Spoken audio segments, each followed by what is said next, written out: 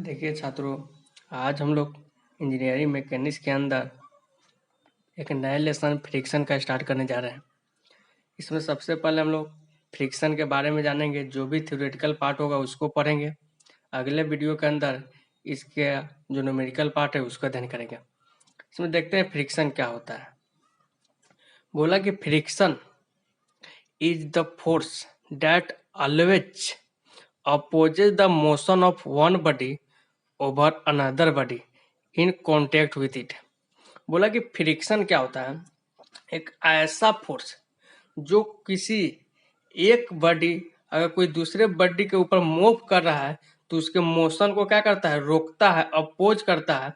उस फोर्स को हम लोग क्या बोलते हैं? फ्रिक्शन फोर्स बोलते हैं। और जो हमारा फ्रिक्शन फोर्स होता है हमेशा मोशन के अपोजिट डायरेक्शन में लगता है, यानी the force of friction always act in opposite direction of motion. इसके बाद क्लासिफिकेशन ऑफ फ्रिक्शन है। हम लोग फ्रिक्शन को दो भाग में बांटते हैं, एक स्टैटिक फ्रिक्शन और एक डायनेमिक फ्रिक्शन। डायनेमिक फ्रिक्शन को ही हम लोग काइनेटिक फ्रिक्शन भी बोलते हैं। अब डायनेमिक फ्रिक्शन के भी दो पार्ट है, एक स्लाइडिंग फ्रिक्शन और एक रोलिंग फ्रिक्शन। अब देखते हैं कि स्टैटिक फ्रिक्शन क्या होता है। तो बोला कि एक ऐसा अपोजिट फोर्स जो दो सरफेस के बीच में तो आता है, लेकिन बॉडी क्या करता है? मोशन करना स्टार्ट करना चाहता है लेकिन एक्चुअल मोशन नहीं होता है। उस समय जो फ्रिक्शन फोर्स होता है उसको हम लोग क्या बोलते हैं? Static friction. तो बोला कि the opposing force that comes into play when one body tends to move over surface of another body but actual motion has not started is called static friction. जैसे हम एक बहुत बड़ा बॉक्सर लिए, उसको हम धक्का दे रहे हैं लेकिन उसमें एक्चुअल मोशन नहीं आया, लेकिन वो चाह रहा है कि हम मूव करें, तो उस समय जो फ्रिक्शन फोर्स डेवलप होगा उसको क्या बोलेंगे? Static friction. अब आया dynamic friction. The opposing force that comes into play when one body is actually moving over the surface of other body is called dynamic friction।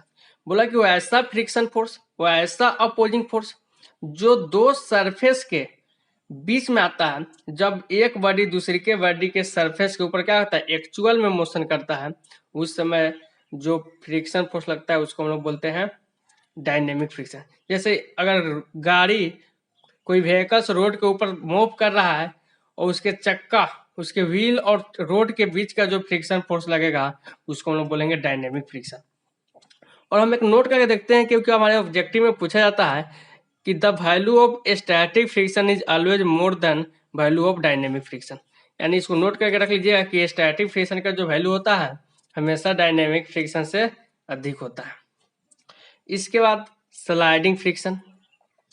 जिस प्रकार हम लोग डायनेमिक फ्रिक्शन देख रहे थे उसी प्रकार मेरा स्लाइडिंग फ्रिक्शन होगा कि जब दो सरफेस एक दूसरे के कांटेक्ट में होता है और एक सरफेस दूसरे सरफेस के ऊपर स्लाइड करना चाहता है, स्लाइड करता है, एक्चुअल में स्लाइड करता है, उस समय जो फ्रिक्शन फोर्स डेवलप होता है उसको हम लोग बोलते हैं sliding friction.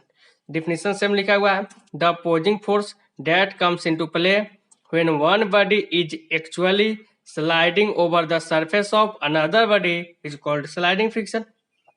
just like rolling friction, जब कोई बॉडी किसी सरफेस के ऊपर एक्चुअल में रोल करता है उस समय जो फ्रिक्शन डेवलप होता है तो रोलिंग फ्रिक्शन होता है। और एक बात यहाँ पर आ जाती है, नोट करके हम लोग लिख के रखे हैं कि स्लाइडिंग फ्रिक्शन और रोलिंग फ्रिक्शन में किसका वैल्यू अधिक होगा।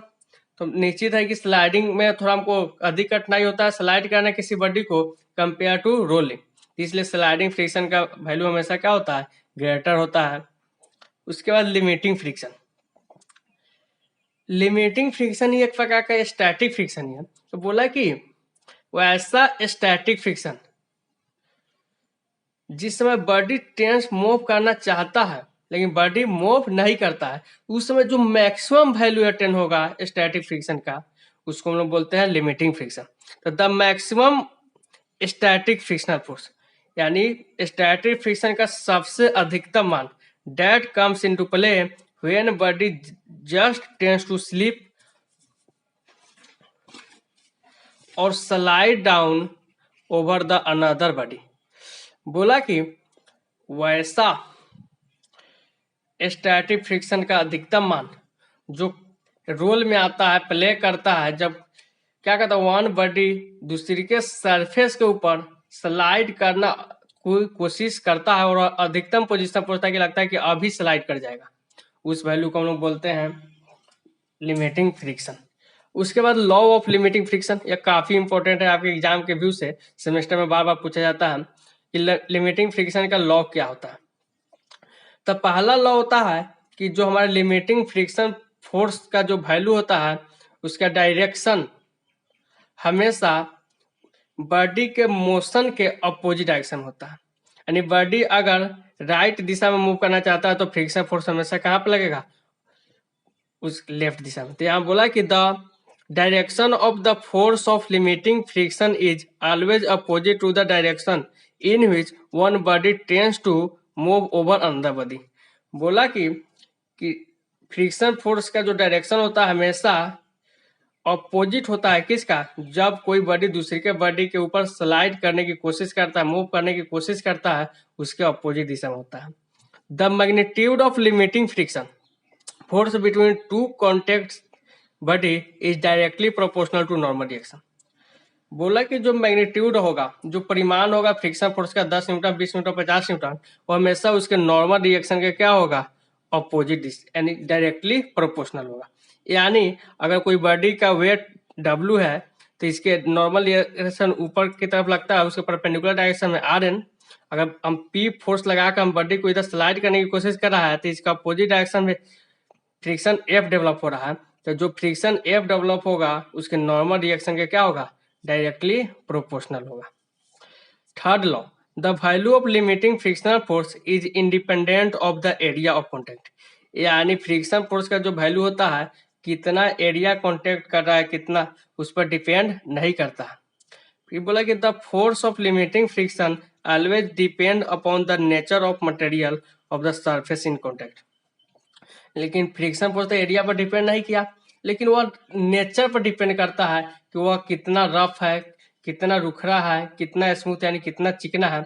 जितना स्मूथ होगा फ्रिक्शन फोर्स का वैल्यू कम होगा, जितना रफ होगा फ्रिक्शन फोर्स का वैल्यू अधिक होगा।